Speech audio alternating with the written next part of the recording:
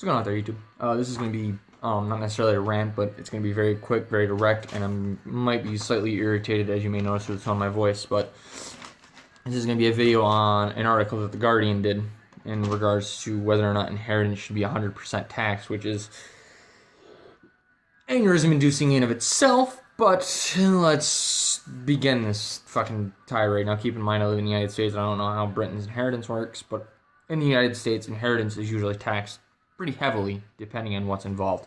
But that's something else. It's a discussion for another time if I ever do have that discussion, because I'm not well versed in it myself. I just had a little bit of a taste of it recently. But moving on. I'm going to be reading quotes that I wrote down from The Guardian, and I'm going to be replying to those quotes, and at the end I'm going to have kind of an essay, so to speak. So it's going to be a little bit more formatted than what I usually do. I'm usually more free-form than this, but going on. The idea that we should be able to pass on our life's accumulated wealth to descendants is deeply embedded. It appeals to the fundamental biological urge to protect your offspring and propagate your genes. Yes, I agree with you entirely. This is a natural instinct of humans. It's a human condition to want to protect our youth, whether you be male, female, whatever the fuck you want to call yourself. I don't care. But the fact of the matter is, at the end of the day, if you have an offspring, it is your natural instinct to protect your offspring, whether it be from predators of the wild or predators being other people. It's natural human conditioning and natural human biology. It's typical for people to want to better for their kids, and it's a biological urge that isn't bad. In fact, it's the driving force behind all of human evolution to better our lives, to better our children's lives. May war come in my time so that my children may live in peace, so to speak. As we become more unequal in wealth, inheritance is key. It was already the case. The wealthiest the pensioners, are those who themselves inherited more, but for the next generation that effect will grow, so 90% of inherited wealth will go to half the next generation. Surprise, if you have more wealth, you pass off more. Is it fair? Well, when has life ever been fair? It's never fair. Not everybody's guaranteed, some people get dealt a bad card. It's part of life. Depending on what your upbringing is, in most Western societies, you actually have a pretty good chance of living a pretty well life. I mean, you may not be perfect, you might not be rich, but compared to the rest of the world, you live pretty well. And it's a typical move for, in my experience, particularly leftists to go after somebody's wealth. Like, oh, this person has a large amount of wealth. Bernie Sanders is one of these examples from my own politics. He's always talking about the top 1%. But the fact that he doesn't mention is what the top 1% entails.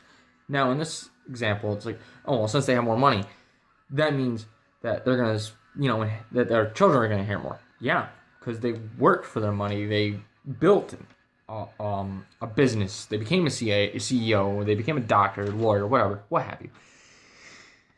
Regardless, the point is that the more money you have when you about ready to pass on, the more likely your children are going to have more money when you die. It's not a bad thing. It's just the way the world works. You accumulate wealth so that your children can live a better life. It's not a bad thing. In contemporary times, most people agree that tax should facilitate transfer of wealth from those who have to those who need. Alright, that was the final quote. And that one is by far one of the ones that I found to be the most irritating in of itself. After reading the majority of the article, I found that one particularly tweaking for a particular reason, and I find it to be incredibly indicative of what I've read inside of books like Atlas Shrugged, for example, by Ayn Rand, where we have a group of people where they don't dictate who gets what based off of ability to work or their ability to produce, but rather their need. Now, I understand. I'm not an empathetic person about a lot of things. However, if I see a person hitchhiking on the side of the road in the middle of a fucking blizzard or a cold day, I will pull over to the side of the road and I'll pick them up and I will give them a ride. Now, in my state, it's illegal to pick up hitchhikers and give them a ride. But you know what? I don't give a fuck. I'm going to do it anyway. Why? Because I wouldn't want to be that person. I have a little bit of empathy. But when it comes down to it, I don't think that the government should come in and tell people what they can and can't take from their wealth and give to somebody else simply based off of need.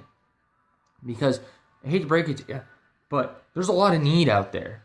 And there's a lot of people that work, and there's a lot of people that supply. Supply and demand needs to exist in order for a capitalist system to work. Now, when it comes down to need, and you start getting things like need involved into it, it becomes subjective. Well, this person needs it because they're starving. Well, this person needs it because they're dying of thirst. So which one do you give it to? Which one is more dire?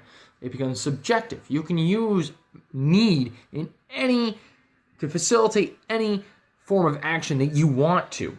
I'm not saying that need isn't an importance. I'm just saying that if you boil it all down to it, need versus have is an issue. Need will always win in most people's minds because it's a need. It's not a have. Well, it's a need. Yeah, but it's subjective in a lot of ways. So,